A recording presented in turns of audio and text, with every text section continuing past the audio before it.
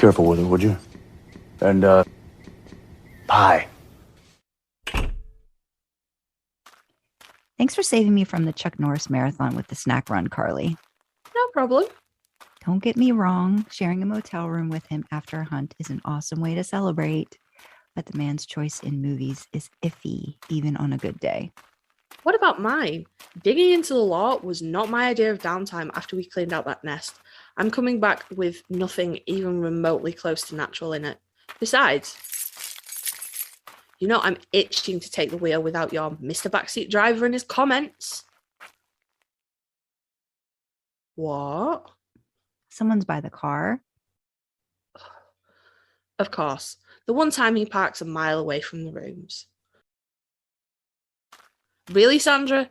That's what you're going with for weapons? Well, Dean never uses them. Because throwing stars are as good of an idea as those films he makes you sit through. Oh, put the demon blade away. It's our old partner in crime. Hey, I guess you're wanting to tag along again? Well, come on in before Sam turns on the puppy dog eyes and makes me cave and bring him a salad, which I'm not going to do. I'm not a kale delivery system.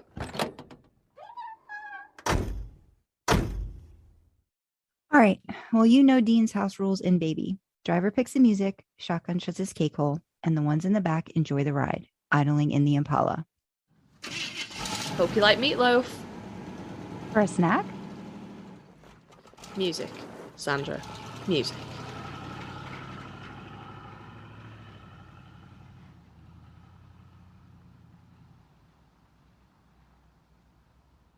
Welcome to Idling in the Impala, a podcast by and for lovers of supernatural and the fanfic it inspires. I'm Carly.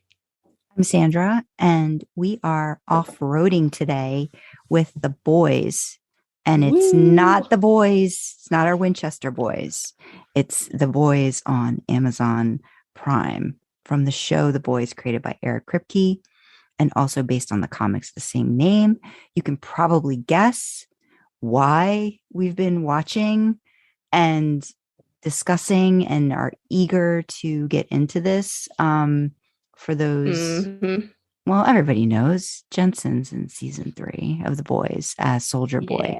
But I had been watching last year's when I started, and it was on my radar for a show that I wanted to watch, but hadn't. And then, of course, when the news came out that Jensen was going to be on it, I'm like, Ted, we got to start watching this show. We got to get caught up.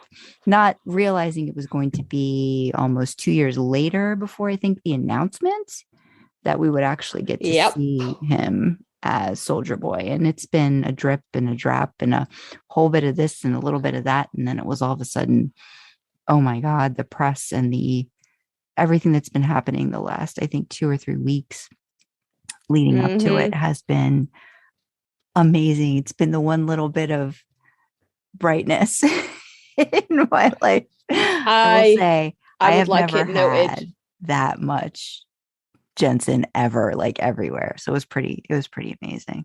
Yeah. And I would like it noted. Fucking Jared stayed with CW. You know where CW advertises? Fucking nowhere. You know where Amazon Prime advertises? Everywhere. Bitches. So Jared was like, I got this whole new cool TV show. I mean, it's pants, but we'll not hold that against him. He's pretty. But he's like, I got this whole new TV show. And then there was like, no fucking press, no promos, no fuck all. And then he was like, my TV show's got a second season. Again, no press, no promos, no fuck all. I think he did like some interviews with like magazines and stuff. But he's been on the Inside of You podcast a couple of times.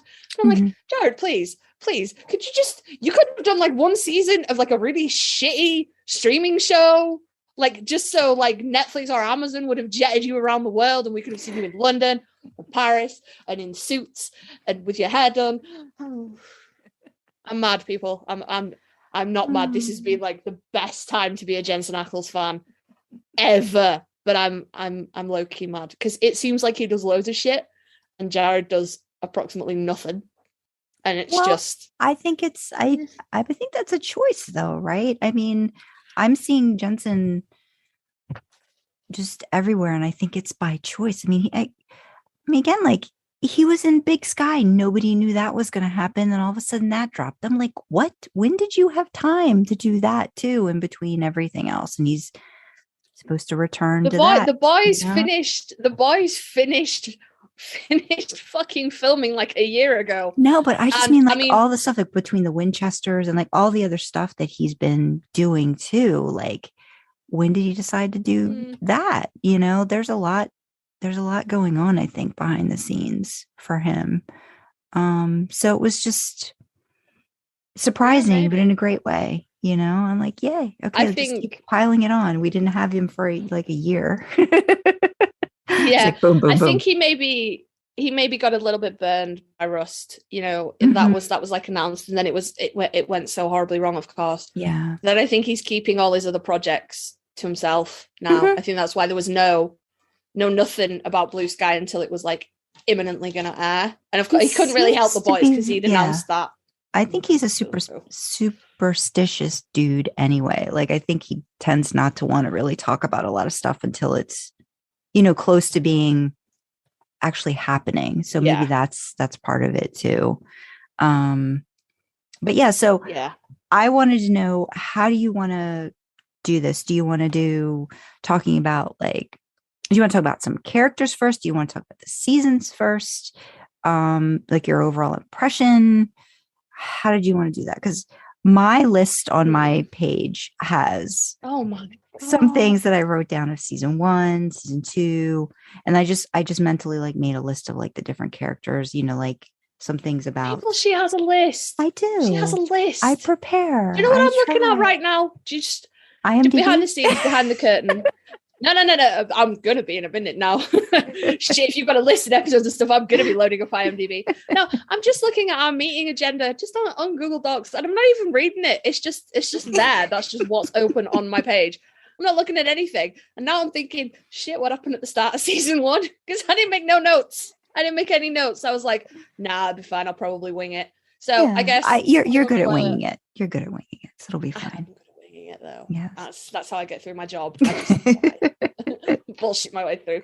So spoiler alerts here, I guess. If you haven't watched The Boys, if you're planning to watch it but you haven't got around to it yet, maybe this is not the episode for you. Go watch it and then come back. So spoiler alerts for seasons 1, 2 and the first 3 episodes of season 3. Yep.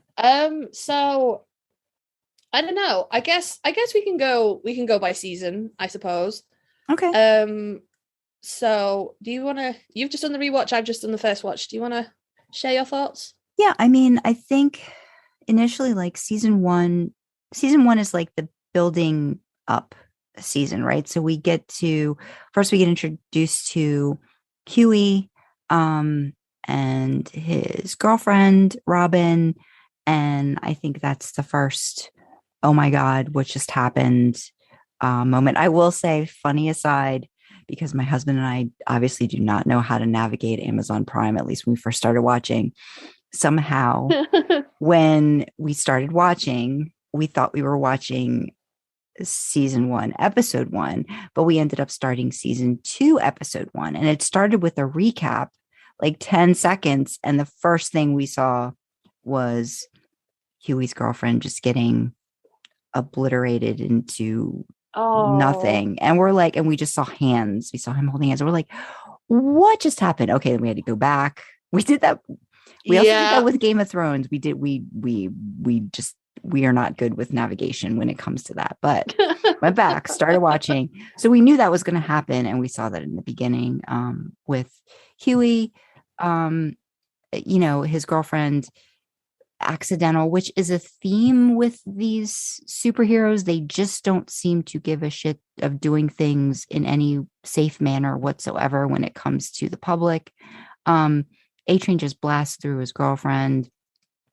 Huey's a mess, and then ends up in some way with Butcher, who comes around as like, hey, I'm FBI. And can we just state, first of all, I love being a fan of Supernatural and knowing the creator, Eric Kripke, and seeing some of these things occur again in The Boys, like the whole thing with the FBI. I'm like, that's what Sam and Dean do. And it's just like, okay, there we go. So that kind of stuff. But so Huey gets involved in trying to, I think, find some more information for Butcher about Homelander.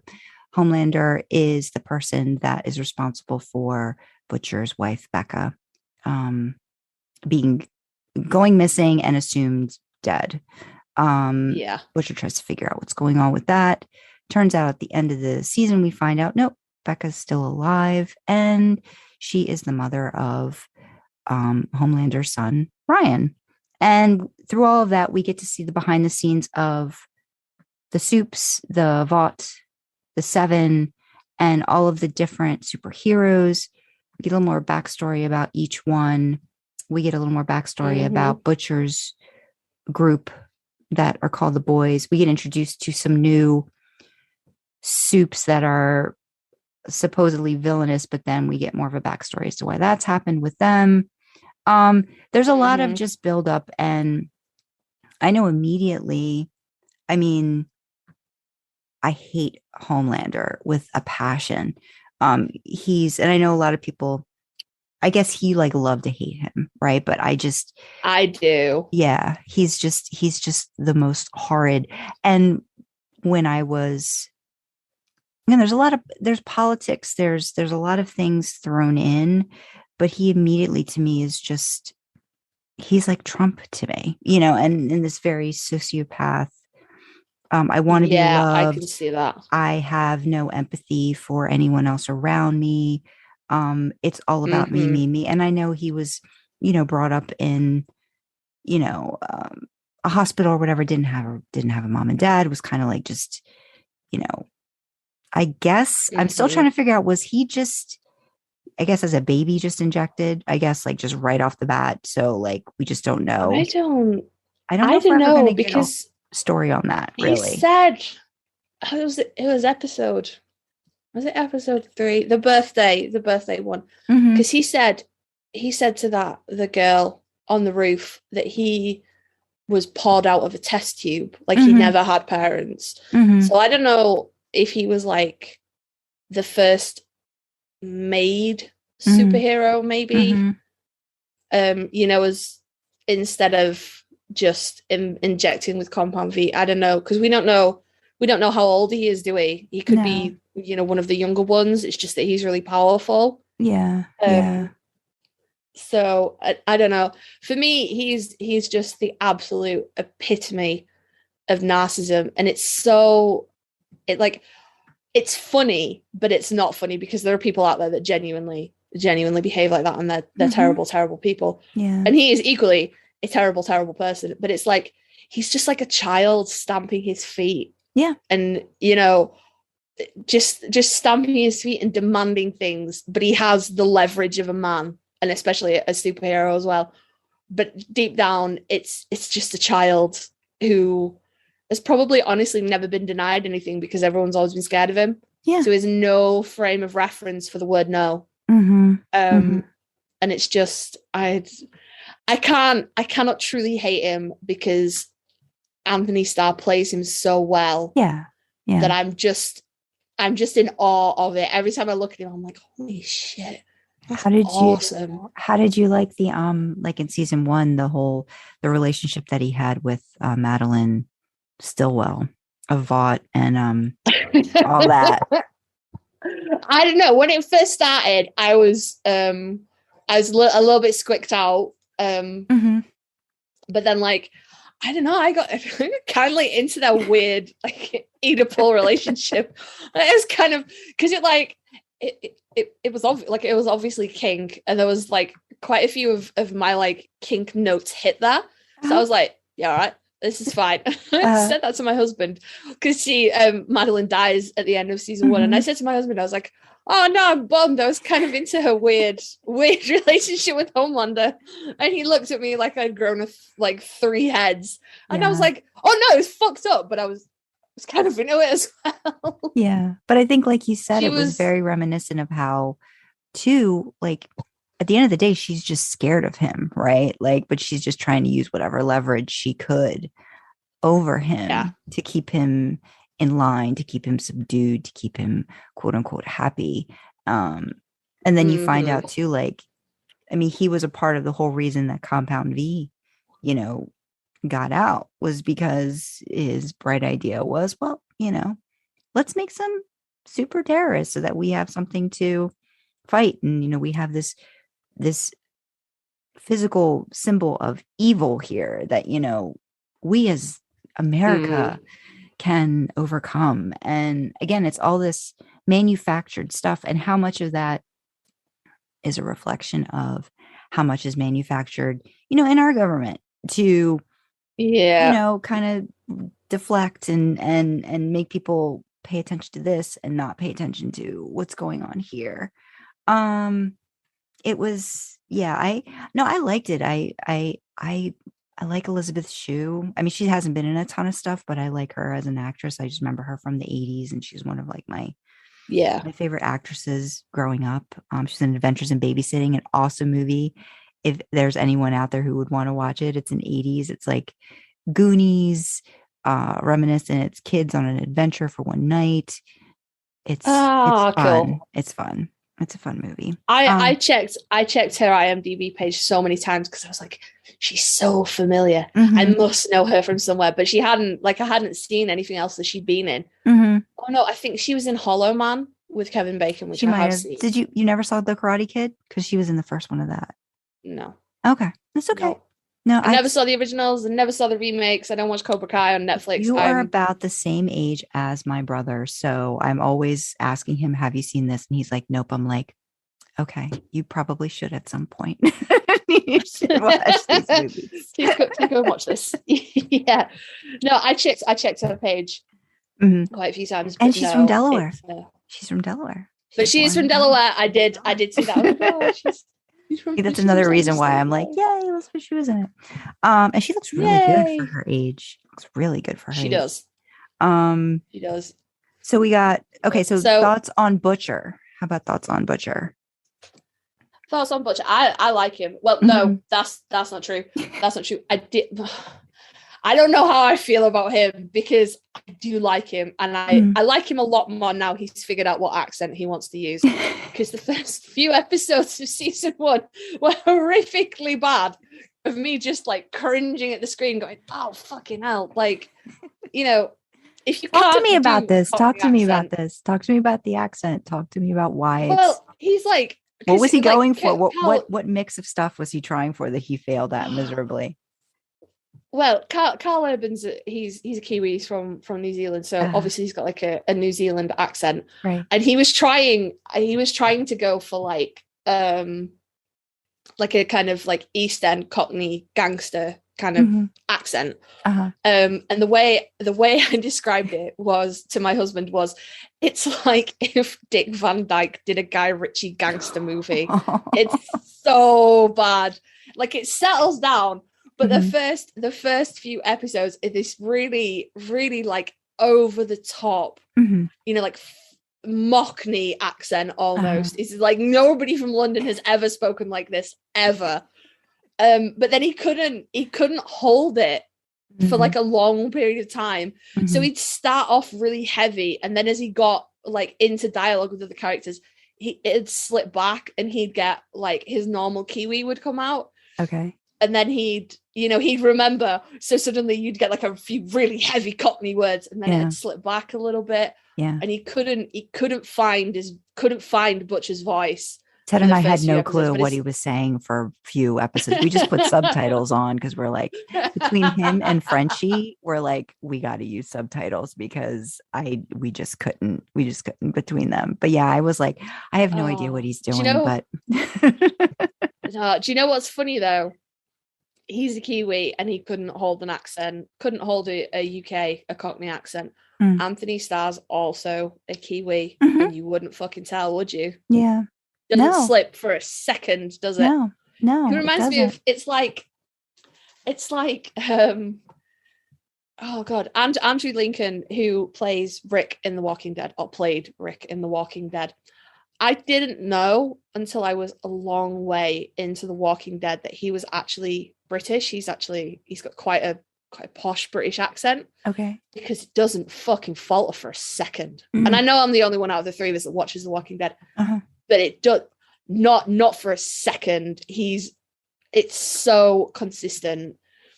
And it's like comparing Anthony Starr to Carl Urban. It's like comparing Andrew Lincoln to Richard Armitage. They're both British, but Andrew Lincoln, he can hold an accent like something not right. Richard Armitage, no matter what accent he's trying to do, bless him. And he's done a lot of them. He's had a go. He even tried to be American in the Hannibal TV show. Oof, give it a good go and all. Bless him. Doesn't matter what he's doing, his natural accent comes out. Okay. And it doesn't matter if he's trying to be like posh British. I mean, he's like a little bit posh British, but he doesn't come from like the south of England. He comes from the like northerner part of England. Okay. But it just doesn't matter. Just that Lancashire accent will not be contained. It will not. So if you haven't watched Hannibal, you have to, like, first of all, you should watch it. It's great. But even though season 3 of Hannibal fucking sucks, you got to watch it for the last half of it, because that's the bit that Richard Armitage is in. Okay. Because he plays Francis Dolarhyde from the Red Dragon books and the Red Dragon movie. Because the first 2 seasons of Hannibal are like their own thing. And then the last season of that, it's like the first half of it is like a redo of the Hannibal TV show, and then the second half of it is a redo of the Hannibal movie, and then the second half is a redo of the Red Dragon movie, and it all gets a bit weird, and it ends weird, and it's not a great season, all right, but it's worth it. Like, stick to it, because like the 2 main characters are, you know, they're good actors. It's good. It's worth it. Stick with it. But no, go and watch it, and go and watch Richard Armitage trying to do an American accent. And just fuck it up so bad. Like, maybe that's why they called him Butcher, Lord. because he just butchers. He butchers the accent. Yeah. So bad. No, I think it's not as bad now. I think you're right. I think but again, that's learning the character too. So I think you got to give them a little bit of, a learning curve for that. But yeah, no, I like him. I think he's a good foil to Homelander. I think he has a lot of the same, I think, issues, that Homelander does, but just not as black and white. I think he's a little more gray. Like, you want to try to figure out his reasoning behind it, and they give you a little more. I think in season 2 they give you backstory about his father and how much of a hard ass he was, and you learn that he'd had a brother that was a lot like Huey, apparently, and Huey becomes known as, I think, Butcher's canary, so kind of like, the one that kind of like is supposed to help him regulate and stay on the straight and narrow, or remind him when things are going off the rails, kind of thing. Huey, what do you think of Huey? I like him so much. I like him. I was a bit, I don't know, because I was a bit like, he's wimpy. But then his reactions, they felt like they shouldn't fit because they were too normal. Yeah. Like too appropriate. And they didn't seem to fit in the world. Right. Like, oh shit, I just blew this person up and I'm covered in guts and I'm going to have a fucking breakdown. Yeah. That's a perfectly normal reaction to what had happened with Translucent. Perfectly normal. Yeah. But it just didn't fit in the world and the characters and everything. But the more it's gone on, the more he's adjusted. Yeah. He was like the audience. Yeah. Mm-hmm. I think he's really, really come on. And I like the way that he was really quite not, I think he didn't defer to Butcher, but he didn't really open his mouth and question him that much in the beginning. And now he's quite defiant, and he's going to do his thing, and he's still going to help, but he's not going to be pushed around. He's not going to be told what to do anymore. And I like that. Yeah, I do like that. So no, we're team Huey. I'm down for Huey. And how about and his girlfriend Starlight and Starlight as well? Yes. Or are we going to go through the boys first? No, we can do that. We can do Starlight too. I'm just checking off once we talk about them on my list. She's there with her list, people. She's there with her list. Yes, Starlight. No, Starlight is bae. I love her so much. She's the bestest. I love her. I was like, I understood what they were doing with the character when they were like, oh, sweet little innocent girl from Iowa, and oh no, is Vought gonna corrupt her? Is she gonna be a superhero? You know, like country girl in the big city, kind of thing. And I was like, I could see what they were doing, and I was kind of like, oh, really? Like this, like of all the things you could do, this is what you're gonna do. But she's turned into a badass, and I'm really here for it. Yeah, I could not be more here for it. The thing with the Christian Creep Fest, the Believe thing, I think is what it was called. Creepy shit, like fucking weird, creepy. But when she stood up and she was like, no, none of this, absolutely none of this, I was like, yes, you go, girl. And she's just got better and better and better as the show's gone on, and I love her so much. So let's go flip that and go to the deep, because I know your thoughts on the deep. I fucking hate him. I hate him so much. I was kind of like, because it wasn't a really, like, if it had been like a really, you know, gratuitous torture porn, you know, no holds barred scene, that I might have had to stop watching. But because it wasn't, I was like, okay, this is awful, but like, it's fine. But I was just like, deep fucking loathing right from the off. And they've done all the different things with him, and oh boo-hoo, he got sent out to be in a bumfuck nowhere, and this is just so awful, and he's married this woman, and this is and I'm still just like, you're a fucking horrible human being. Just fuck off. I don't care where they send you, go away. Oh, you bought Maeve the camera that get the footage out, fuck off. Yeah. Like, there's nothing this man could do to redeem himself. And then he did that thing at the end of season 3 that we'll get to. And I'm like, oh, you spineless cunt. Oh. Yeah. No. I feel like he has no, I don't even know if he really has his own personality. Like, I just don't think he knows who or what he is, and that he's just constantly making the worst possible decisions. It's I will say that the scene where, you know, he basically takes advantage of Starlight's like, well, you know, if you want to stay, you know, in the 7, that scene I thought was worse than anything else it could have been, because it's so very real. In terms of the decisions and the placement that females are put in all sorts of situations and scenarios, and how power, you know, just takes it all away from the individual and the victim. And I like the trajectory that she's kind of going on, and how she's dealt with it, and is, you know, trying to build off of that and use her strength, you know, to get over that. Because at the end of the day, it's something she has to deal with. But then she's, you know, being put in these situations again and again where she's being manipulated too, but still trying to figure out how does she use the influence that she has for good. But Deep, Ted and I just watch him. We're just like, he's just such an idiot.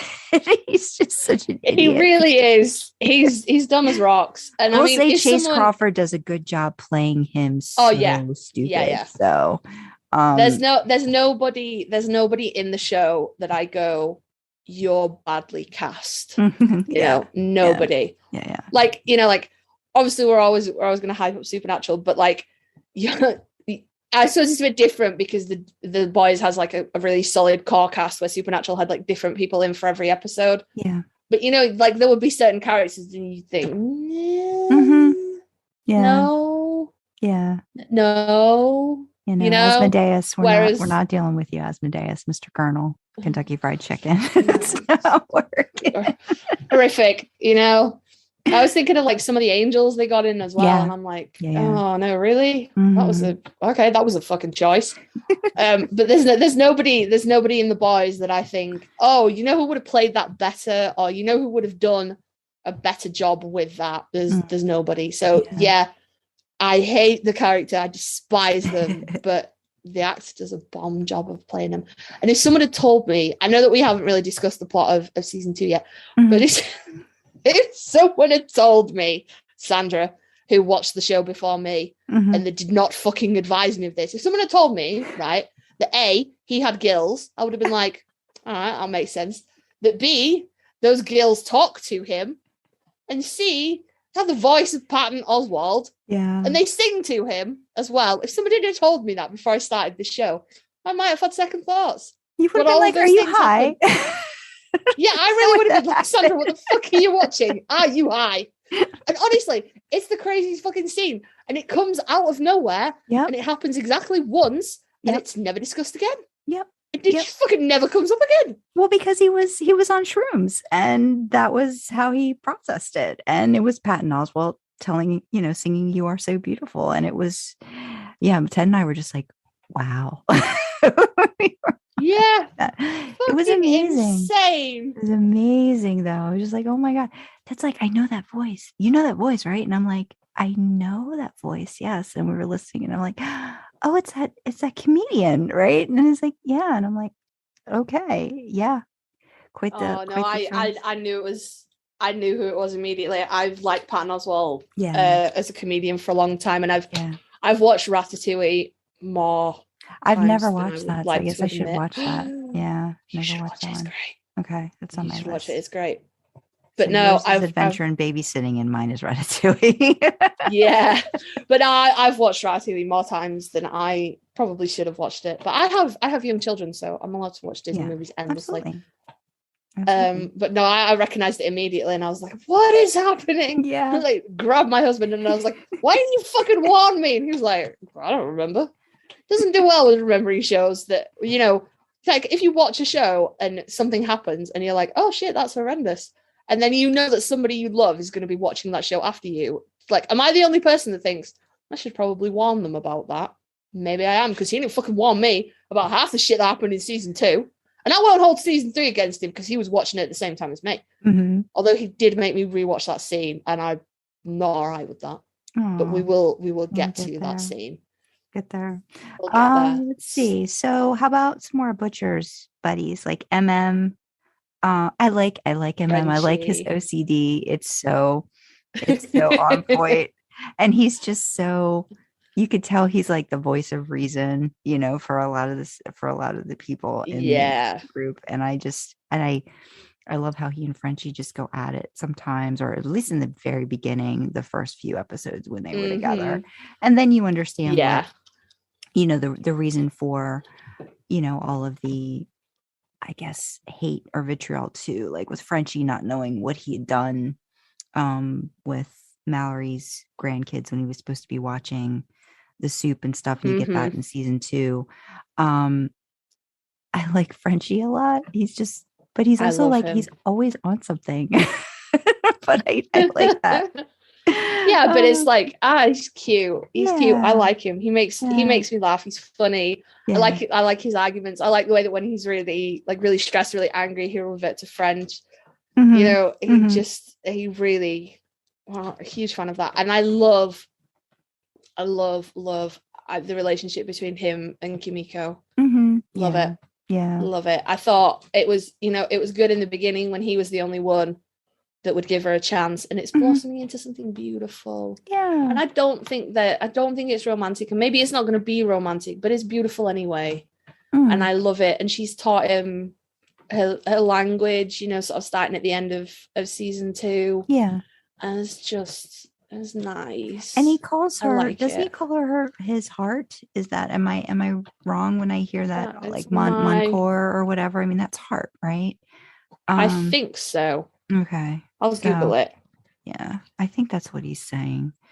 Because Italian, it's cuore, so I'm pretty sure. And I think and he says putain a lot, which I'm pretty sure is bitch in French, because in Italian it's bouton. So I'm like, it sounds very similar. So I like the curses and everything. He does a good job. It is okay. It is my heart. Okay. Yeah, which that's is super sweet. Yeah. I'm really into that. And Kimiko is a badass. I just like it was. She did a lot in season 1, and then season 2. We can talk about that too. But okay, let me see. I think I got all of the boys. A-Train. We're missing a couple of Soups. Fuck him, man. I don't have the energy to hate him with the same level of the Deep genuine vitriol I have for the Deep. But I'm just like, he's just and that's obviously supposed to be his character. He's every fucking jock.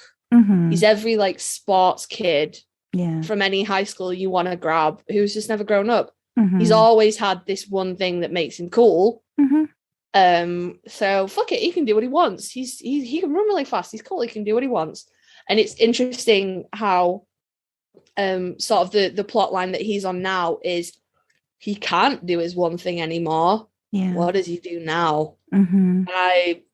I think they're trying to garner some sympathy for him, and I'm not here for it because I'm just like, you're an arrogant douchebag and you can fuck off. Yeah. But I can't summon the true level of hate for A-Train that I have for how about with his girlfriend, that relationship, the whole issue, like Popclaw in season 1. Yeah. How about that scene?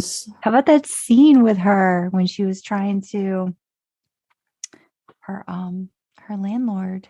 I know. I've told you this. I can't. A lot of these scenes I just can't watch. So I just turn my head and I just look at Ted, and he's just giving me commentary as what's happening. And that was just like that was so cringy. I did that with the final scene with Deep in episode 3. I just turned my head and I was like, you need to let me know when he either does or does not do this thing, because I will not be observing what is happening right now. Yeah. No, it was. I thought it was a nice bit of levity, but again, that really played into my my dislike of him, because he basically murdered her. Yeah. And not like in a fit of passion, like, oh, you cheated on me, or anything like that. He's like, you're the love of my life, I love you so much, but I'm going to keep you in hiding, and I won't let you come to any events with me, and then because you've compromised me, I'm just going to flat out murder you. Yeah, because it's in my best interest to do that. Yeah. And I'm just like, you have no redeeming features whatsoever, but you're not interesting enough for me to actively hate you. Yeah. So I'm just, yeah. How about Stormfront when you first saw her? See, I liked her in the very beginning when she came in. She was just so cocky and just so, I think a great actress. Again, she did an awesome job with the character. Yeah, great actress. Because I really I liked her. Ted and I were like, oh, this is cool. She's gonna just shake things up and just like be like, she doesn't give a shit. And then we're like, oh no, why are they doing that? And I'm like, oh, as soon as like the twist was coming, and you could start seeing little bits of things happening, like maybe the second or third episode in with her character, like, oh, there's something really wrong with her, isn't there? And then finding out she was the first Soup, and that she was actually the wife of, like, I think Frederick Vaught, right? So she was the first one that he experimented Compound V on. I guess, hey, great. Like, how do you have that conversation? Like, oh, by the way, honey, do you want to try this experimental? I mean, I guess if it was all for, making sure the race gets what they need, I guess she was all for it. But it was just very over the top, but still so timely about everything that's going on. But she was just. See, I went a completely different way with her. I disliked her right from the start. Okay. like right away from the off, because she was loud, and I didn't dislike her because she was loud and brash. I was like, yeah, you go, girl. But she was so almost dismissive, not so much to Starlight, because Starlight was still new, but like, did she truly think if the way to shake Vought up was to be loud and be mouthy and, you know, make accusations on videos and things like that, that Maeve wouldn't have already done that?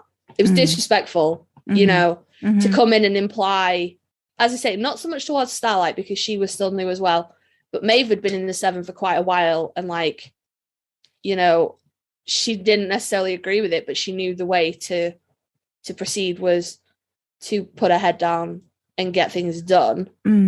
So I was like anti-Stormfront on that front. Okay. And then the whole thing about her being Liberty and beating that black kid to death. Yeah. I was like, oh yeah, fuck you. And then it was like, woo, surprise Nazi. And I was like, fucking all right.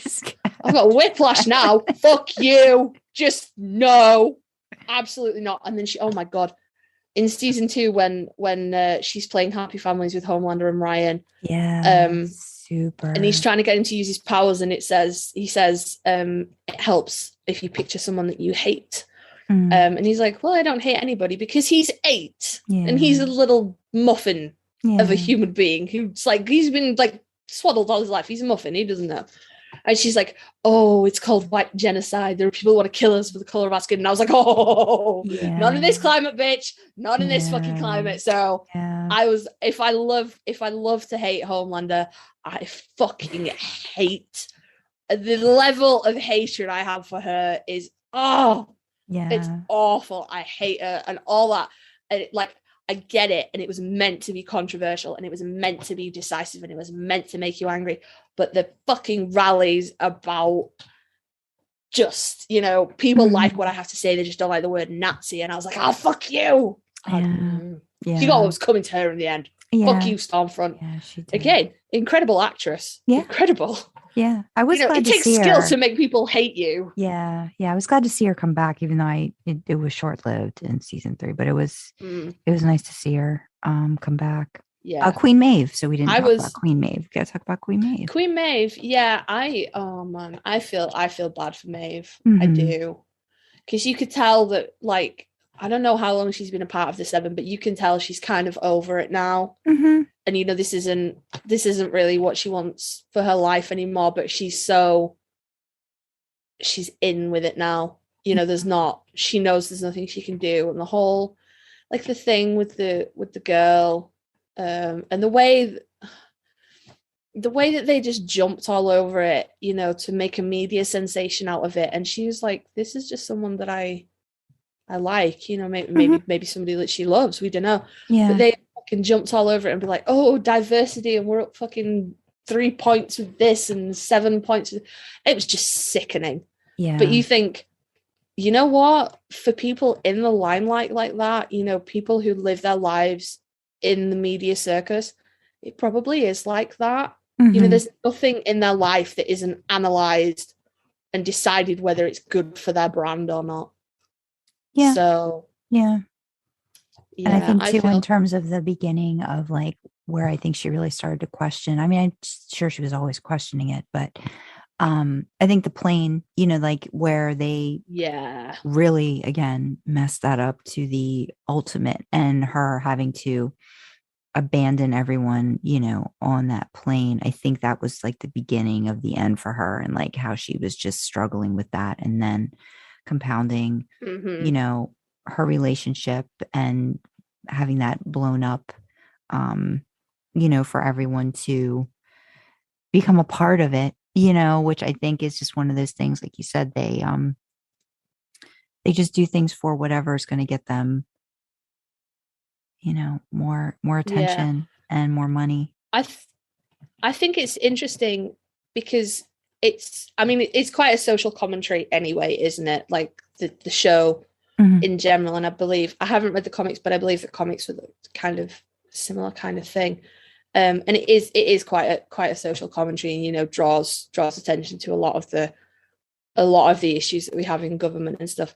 But it was so surreal to watch those kind of lies being told in real time. Mhm. Like, you know, you cut from, like for the plane, for example, you cut from him holding his hand out for Maeve as like literally people are screaming. Yeah. And he's like, yep, come on, or I'm leaving you and you're going to go down with these people.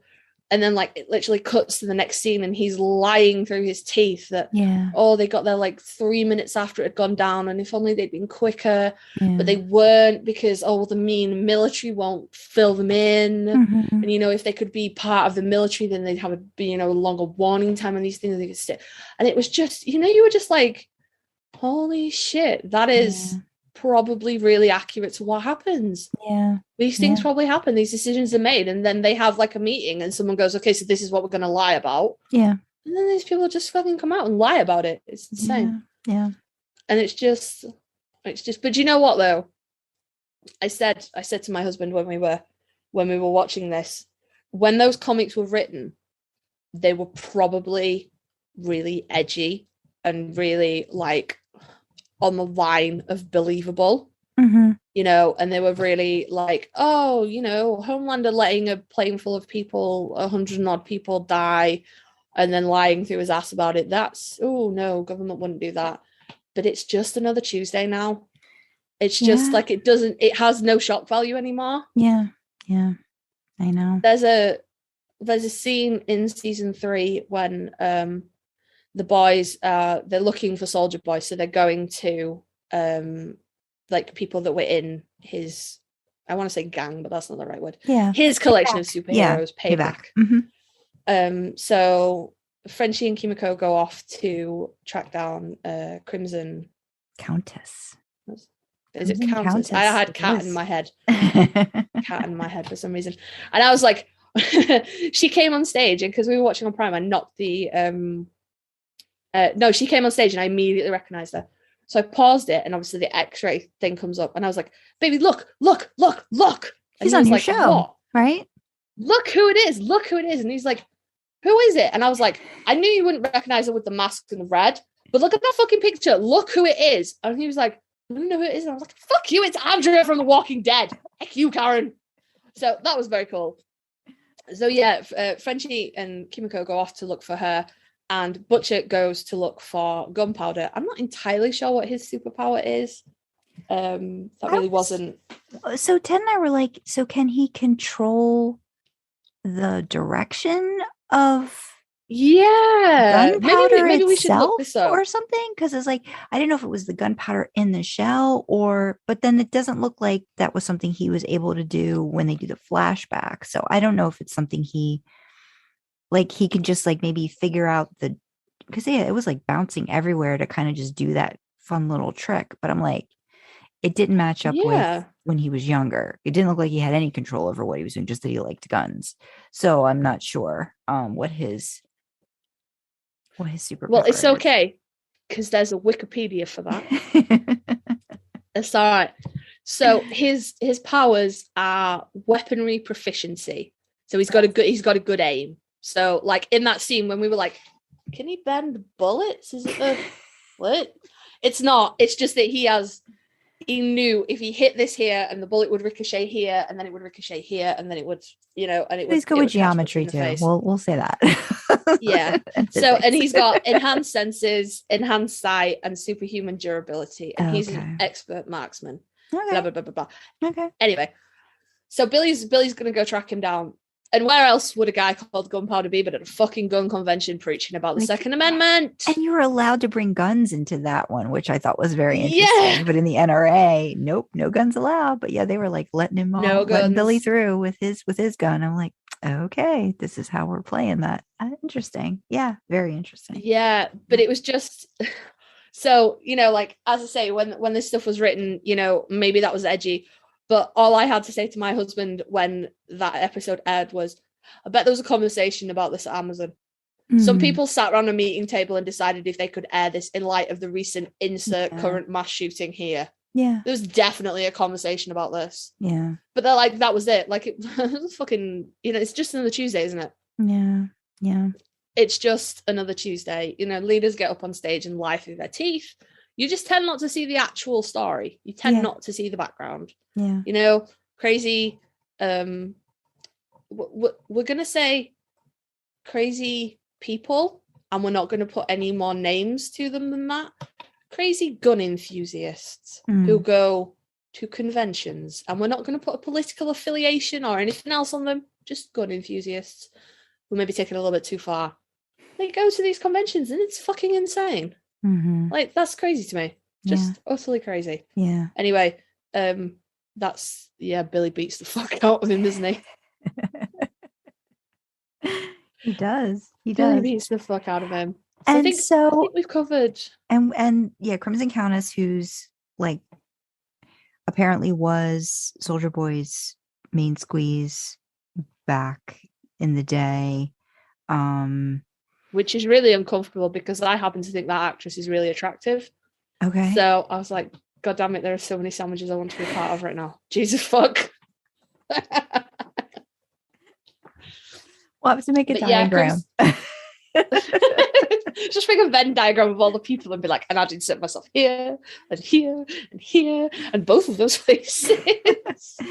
So there was so there's that, and then there was Crimson translucent lamplighter. I mean, they just had little bits, so I don't think a lot needs to be said about them, but there's not a lot. The one it was thing interesting. Go ahead. It was interesting in season 3 we find out about Black Noir, don't we? Because he's chatting away and he's got his mask off, and then it turns out that, and I was like, that's why he's so connected to Stan Edgar too. Like, it made a lot more sense when you realized how far back, how he was just basically, I mean, I'm assuming at this point he's lost certain abilities to do lots of things. So it's just that I don't know. I mean, when you saw what happened to his brain and everything else, I think it's just at a very base level, like, this is the guy I report to, kind of thing. And it was kind of sad.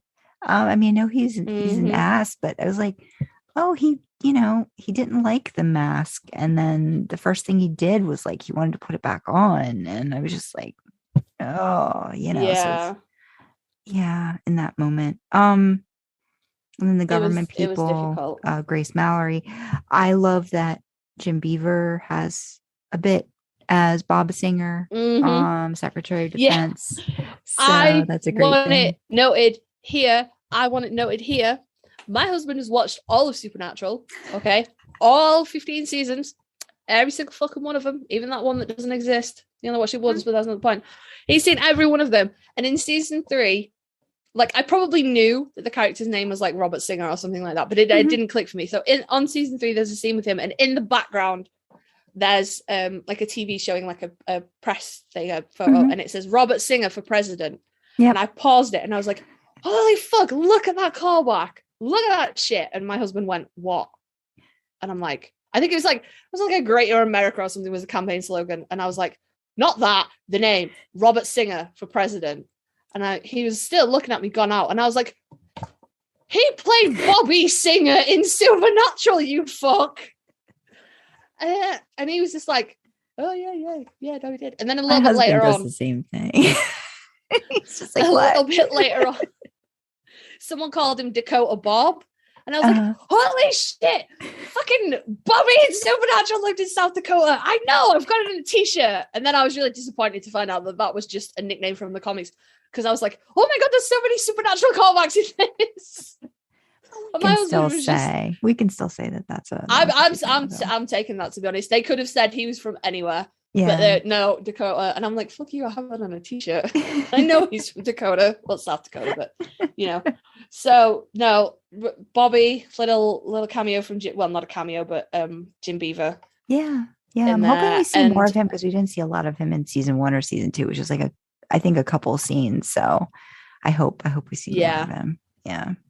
Yep. And then Stan Edgar, who conveniently enough is also in Breaking Bad, which I was watching everything. He's an awesome actor. Giancarlo Esposito. He's a great actor. He's brilliant. But that was kind of cool. I was like, oh my God, it's the drug lord. It's Gus. What is he doing in here? But I just know I don't like him. You know, I Yeah. can't get a bead on what he wants, but I know that I don't like him. Yeah. Yeah. My husband was like, know that I I don't don't know like if he's going to last the end of this season. I was like, oh, you think so? He's like, yeah. He's like, I think something's going to happen to him. He's like, he's getting a little too big for his britches. He's like, I think something's going to happen. I'm like, okay, well, we'll see. We'll see if Yeah. something happens to Stan Edgar. I don't know if you want to talk about any of the what the fuck moments, but we could probably just if we keep going, we're gonna be long Yeah, into we're gonna this. be. So let's just talk about the character that brought us to start watching. That we all want to talk about. So here we go. Double spoiler warning.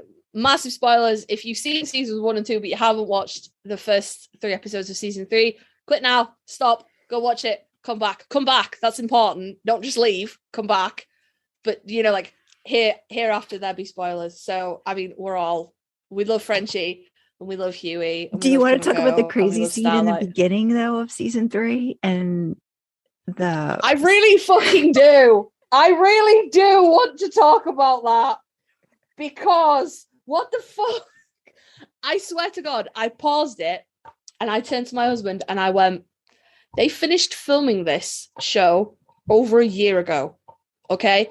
They finished filming it around April, May 2021, because we all know Jensen Ackles' schedule and he went up to Vancouver in February and he was later than everybody else anyway. And it finished. He was stuck in Vancouver basically until he finished.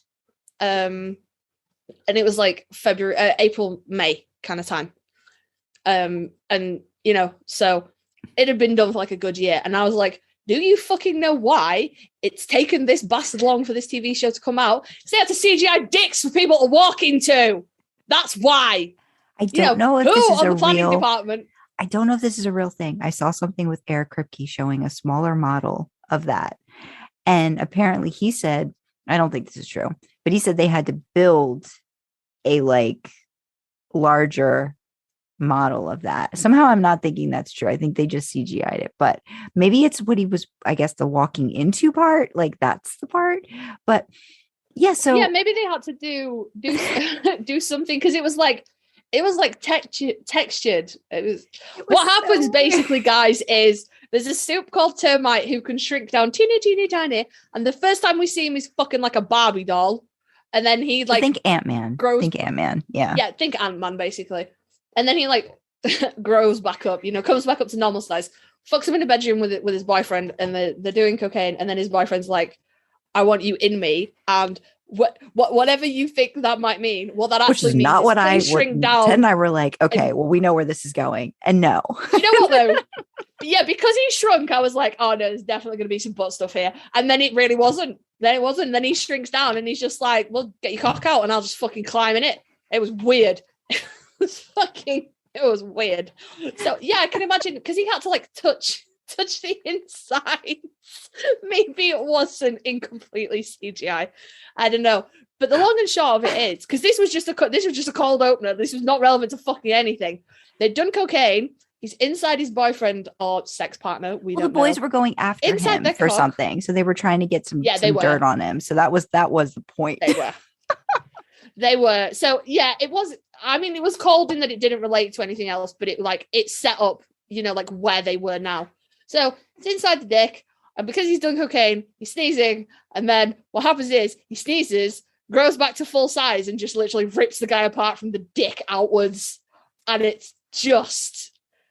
So I saw. However, I paused it before because I was like, I remembered seeing the bit in the trailer, and I was like. And Ted's like, what? I'm like, oh, this is going to go so bad.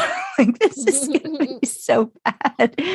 And he's like, and I was like, this is just, oh man. And then they showed what was left of him. And then, oh yeah, he's freaking out. And then Frenchie comes in. He just drinks back down. And Ted's like, this is going to be a density thing. He's like, he's going to be just as dense. He's that small, and he was like whipping Frenchie around. But yeah, I was so not I really do like that the show it subverts it, right? Like you're like, okay, yeah, it's gonna go this way, and it did not go that way at all.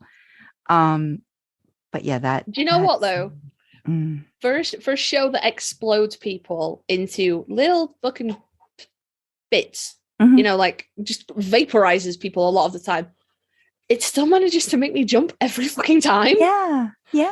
Every single time. And I have to assume that at some point I'm going to adjust to this, but I've watched like 2 seasons in like 2 weeks and then 3 episodes in one day.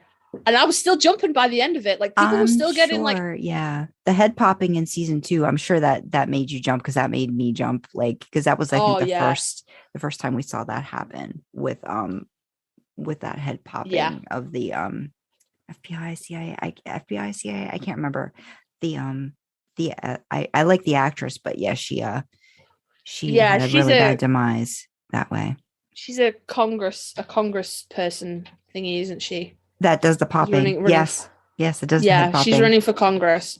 Yeah, and then it turns out that figure that out too, because Ted and I were like, okay, so she obviously has to have her eyes on the person when she does it, because we were trying to figure out the whole scene with the when they were doing the hearings, because they kept switching back to her, and Ted's like, oh look, you know, now that once we knew it was her, we paid a little bit more attention the second watch, and she keeps trying to make sure she stays in the room even though people are trying to get her out, and she's like still like looking in certain directions, and you don't put that together until you do the rewatch, which was interesting.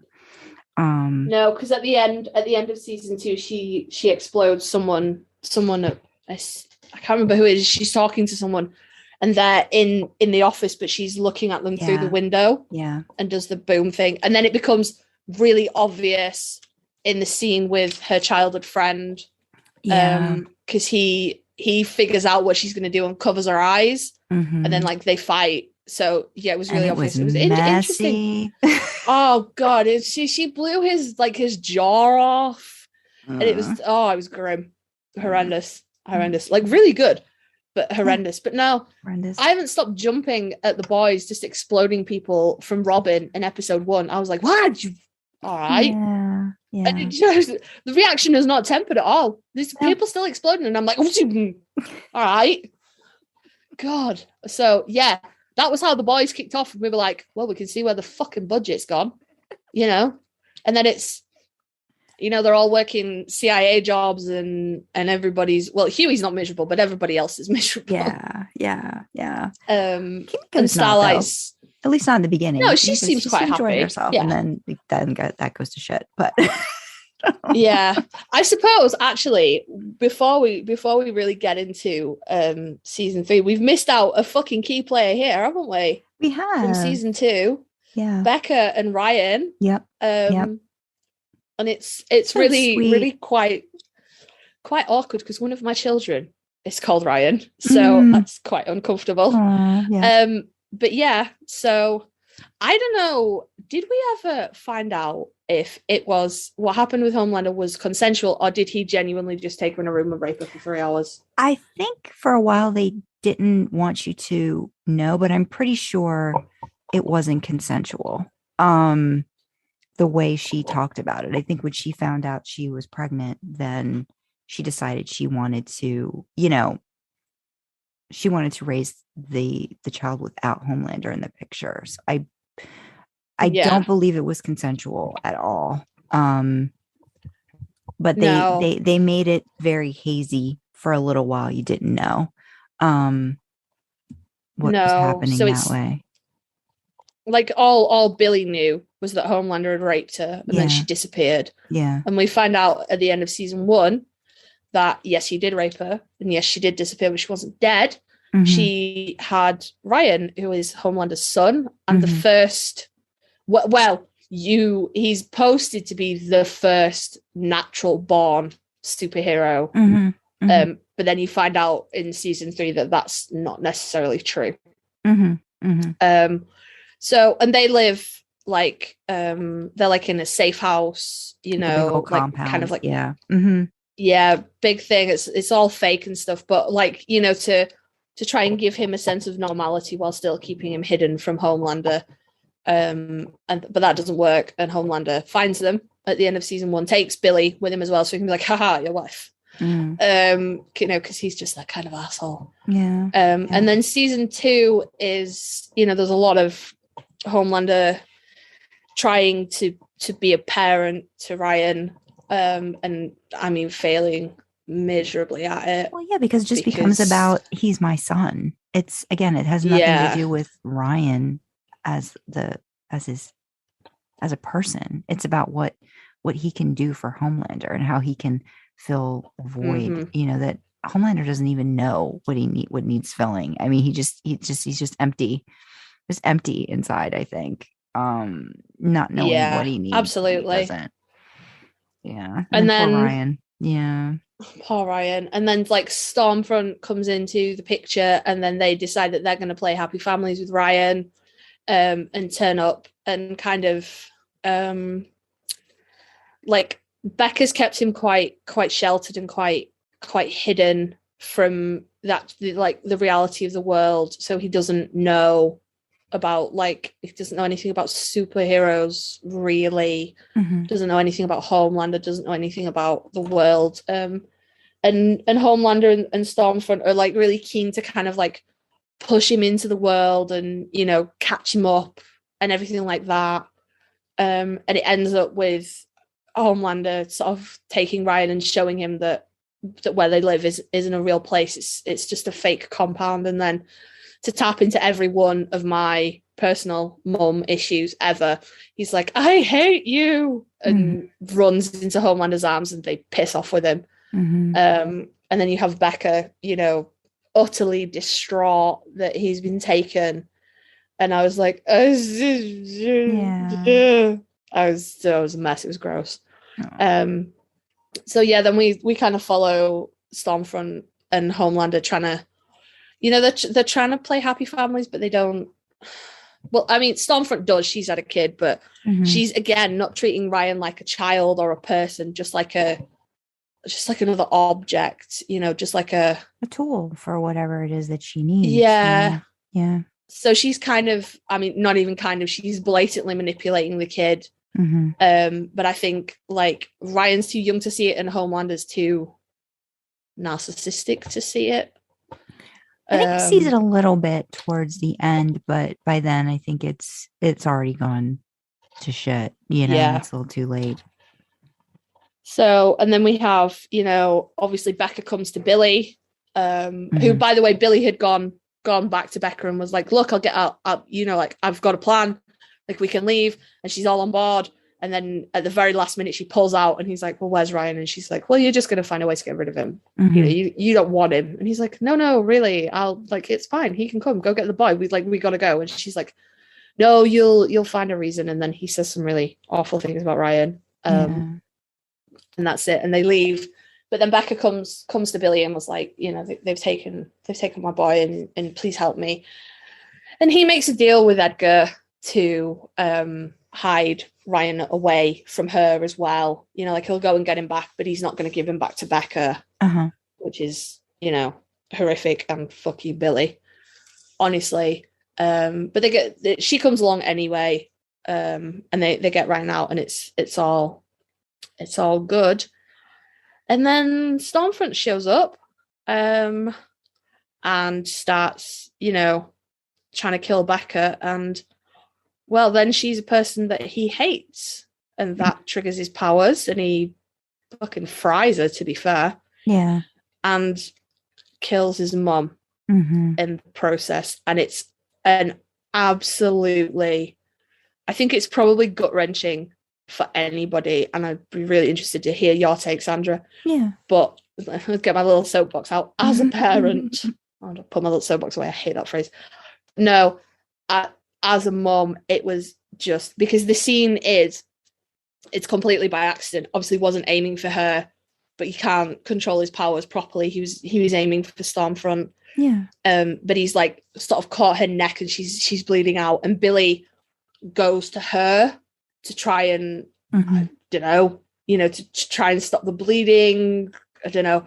But he's standing there, and he's standing on his own, and he's crying and saying, I'm sorry, I didn't mean it. Nobody's comforting him, She's dying, so she's trying to impart her dying wishes to Billy, which is, protect him, look after him. Billy's obviously focused on her, and you can tell that Ryan just wants his mum. Yeah. But he's too afraid to go to her, too afraid that she will be angry at what he's done.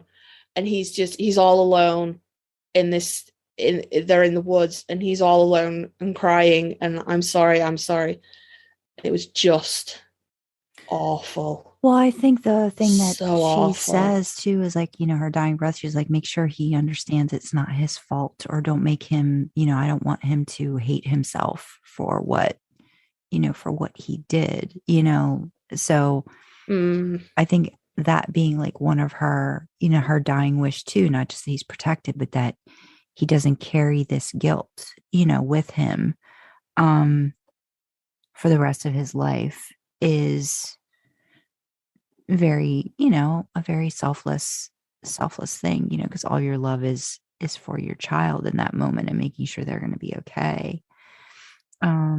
It is. Yeah. It is. And I don't think any of us truly know how we'd react in that kind of situation. But I would like to think I would use my last words to reassure my child myself. I would want, I would want them in my arms. If this is the last time I'm going to see you, I'm going to hear you, I'm going to feel you. It's not going to be from across a clearing. I want you in my arms. I want you to know that I don't blame you. I understand it was an accident. I'm not mad, and I love you endlessly. But again, we can always say what we would or wouldn't do in any given situation. But it was, I did find it really distressing. Because I carry a lot of fear, a lot of trauma about dying young and leaving my children alone. So there was that, and then there was he's there crying, and I'm like, why is nobody comforting the baby? Jesus Christ, it was an accident. Will somebody love that child? And then, of course, on top of that, I lost my mum young. So I was like, oh no, his mom. It was just like a whole fucking thing. And I was sick when I was watching it. So it was really emotional. I was just a fucking blubbering mess of a human being. It was awful. Awful. And then, of course, Homelander shows up. And he's all, oh, you're my son. And Billy's all like, and you can fuck off. All of the way off. No. And Billy takes Ryan and they leave. And I think that's one of the last scenes in season 2, isn't it? Yeah, I mean, they show the aftermath of like what happened with Stormfront, and how that affects Homelander and shifts sort of like the power of it, because Maeve comes in and is like, if you don't let them leave, or if you, I'm gonna release this video of the plane, and us basically just abandoning all those people to die. And so then they have a little bit more, you're gonna leave Starlight alone and all that. So you see the buildup of the new relationship that's trying to figure itself out amongst the 7, or whatever's left of the 7 at the end. And I think Ryan goes off with Grace Mallory, the CIA, the one who's been working with the boys for a while, at least before, and then reintroduced. And and there's I think that's like the main points at the end of it. But that scene I really liked, just because they built it up. Girls do it. Whatever the phrase was, I liked seeing all of the females. Girls do it better, something like that. Just girls get it done. Girls get it done. Girls get it done. Wailing on Stormfront, and the men just like standing in the back. Yes, they couldn't do anything anyway, girls and just watching. I wish they would have been able to take her out then and there, but unfortunately not, because then that's what ends up happening later. But I think the guy that got popped by Newman was like, he was the head of the church that the Deep ended up. Yeah, the creepy church culty thing. Yeah, he was. Who also had some, ulterior motive to try to get, somebody into the 7 for their purposes, and all that. Yeah. Yeah. And can I just say, go ahead. No, I was going to say, again, when it was written, like, I haven't read the comics, so I don't know how true to the comics the TV show is. But again, when it was written, that was probably considered to be really, really deceptive and, really subtle. And now you're like, yeah, of course he is. Yeah. Fucking Tuesday, motherfucker. Yeah, of course he is. You don't even bat an eye about this kind of shit. Yeah. There's like laws being imposed in America based on Christian religious freedom. Just to make it clear, it's actually a right in the Jewish religion to have access to abortion. It's fine. And they actually acknowledge that, for certain situations, it's, like a fetus is genuinely dangerous to the mother's life. And the priority is the mother. And it's, it is a religious freedom in the Jewish faith to have right to abortion. But no cunts listening to that, are they? They're like, no, the Christians don't want abortion, so nobody can have abortion. Nope. So again, when it was written, probably really thought they were being deceptive and subtle. And now I'm like, oh, that's so on the nose, though. That's so obvious. So bizarre. So bizarre how. Yeah.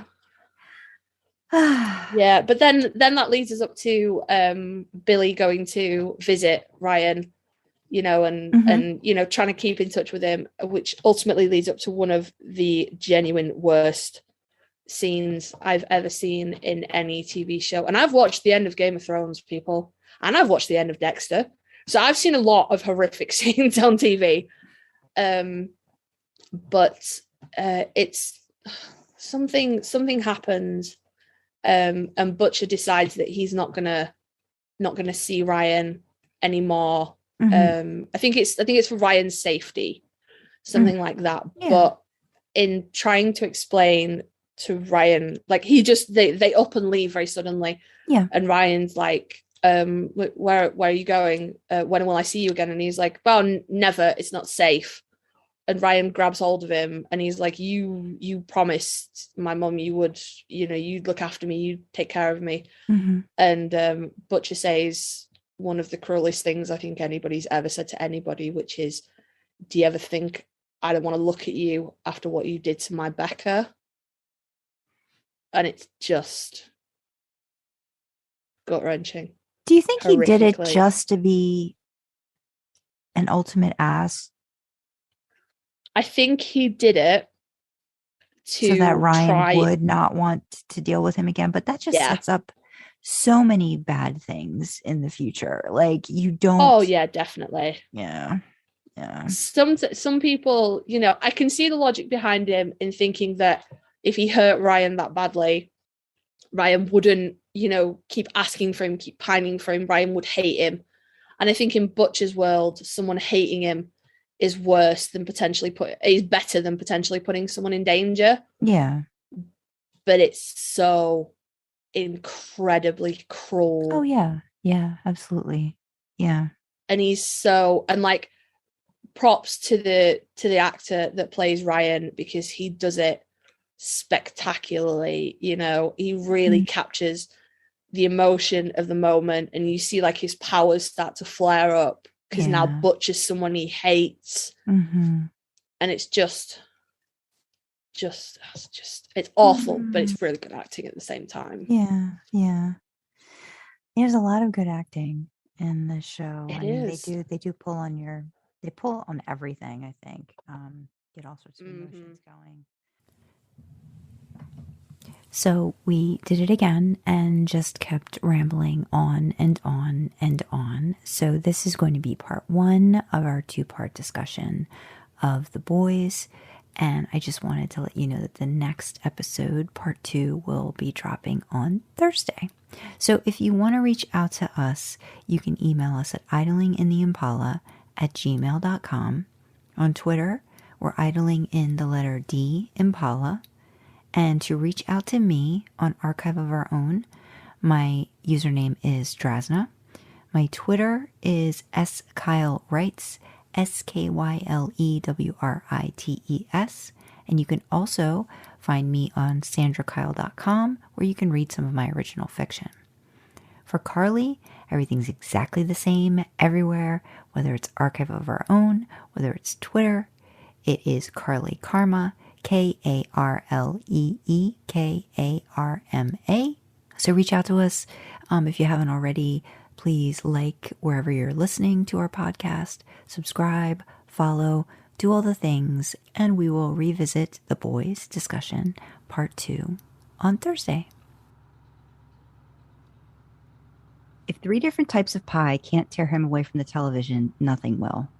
God, I hope the movie's done by now. All I know is I am deserving of some hair care tonight. By hair care, you mean running your fingers all through Sam's. Absolutely.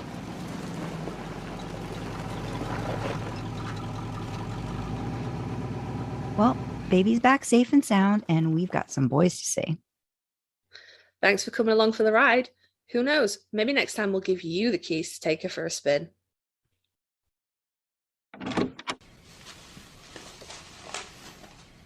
Where's the pie? Look at these chemicals. You even read the label? No, I read pie. The rest is just blah, blah, blah.